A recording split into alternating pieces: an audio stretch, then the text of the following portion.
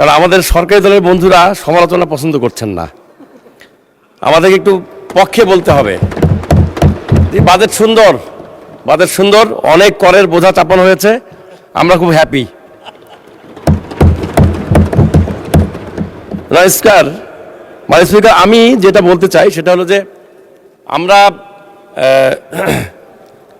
ব্যয় বুঝে আয় করলে পরে ভালো হতো। এই কারণে লক্ষ্যমাত্রা ধরা হয়েছে 6,95,000 কোটি টাকা আয়কর আদায়ের।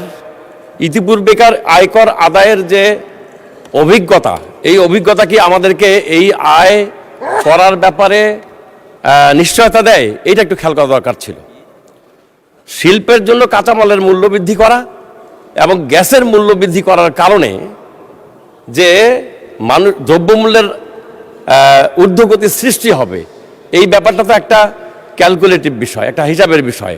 এই ব্যাপারটা অস্বীকার করার কোনো সুযোগই নাই। আমি মাননীয় অর্থমন্ত্রীকে আহ্বান জানাতে চাই যে আমরা যে বাজেট সম্পর্কে যৎসামান্য সমালোচনা করেছি, এগুলো আপনাদেরকে পিছিয়ে দেওয়ার জন্য নয়, বরং আপনাদেরকে বাজেটটাকে সংশোধন করে একটা সুন্দর বাজেট উপস্থাপনের জন্য, বিরোধিতার উদ্দেশ্যে নয়।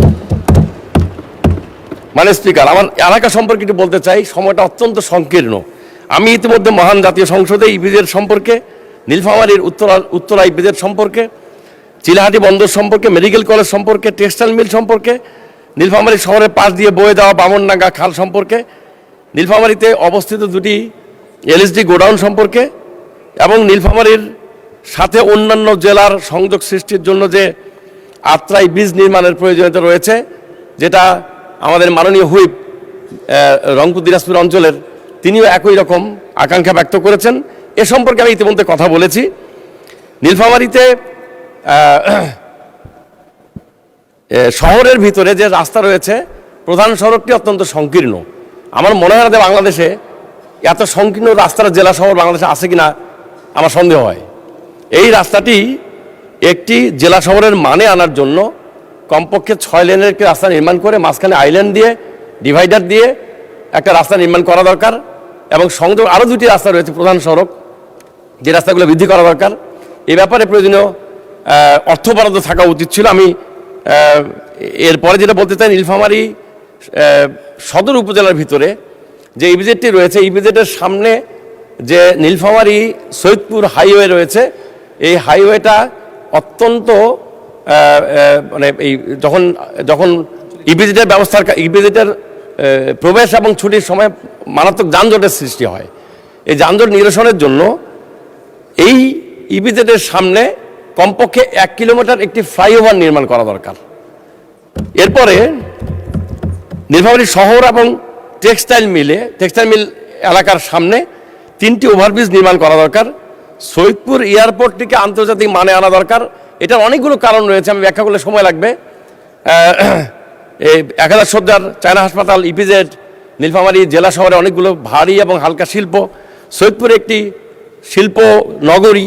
এই সকল কারণে এই এয়ারপোর্টটিকে আন্তর্জাতিক মানে আনা অত্যন্ত জরুরি। এরপর নীলফামারীতে একটি হাসপাতাল রয়েছে, যে হাসপাতালটি সময় তো আপনাদের হুইপ দিবে, 1 মিনিটে বলেন, শেষ করেন। অন্তত 3 মিনিট দেন মানে স্পিকার।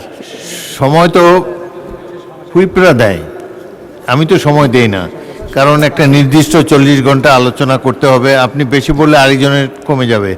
বলেন, 1 মিনিটে শেষ করেন প্লিজ।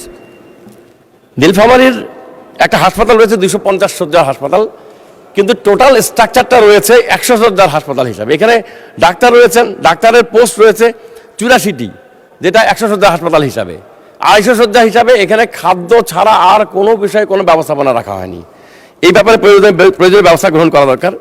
শিক্ষকদের টাইম স্কেল সংক্রান্ত একটি বিষয়, সারা দেশের শিক্ষকদের একটি দাবি রয়েছে যে 2016 সালে ডিপিসির 3টি সভা করেও কোনো সিদ্ধান্তে আসা সম্ভব হয়নি শিক্ষকদের, মাধ্যমিক স্কুলের শিক্ষকদের টাইম স্কেল এবং সিলেকশন গ্রেডের ব্যাপারে কোনো সিদ্ধান্ত নেওয়া। হাইকোর্টে রিট করে ওনারা 19 সালে একটা রায় পেয়েছেন এবং 2020 সালে ওনারা সুপ্রিম কোর্টের আপিলের ডিভিশন থেকে একটা রায় পেয়েছেন, কিন্তু এর বাস্তবায়ন হয়নি। মানে স্পিকার, বাস্তবায়ন চাই। এই নীলফামারীর উন্নয়নের জন্য আমরা যে পরিকল্পনাগুলোর কথা বলেছি এর বাইরে অনেকগুলো বিষয় রয়েছে। জাতীয় বাজেটে এই বিষয়গুলো বাস্তবায়নের ব্যাপারে প্রয়োজনীয় পদক্ষেপ গ্রহণের আশা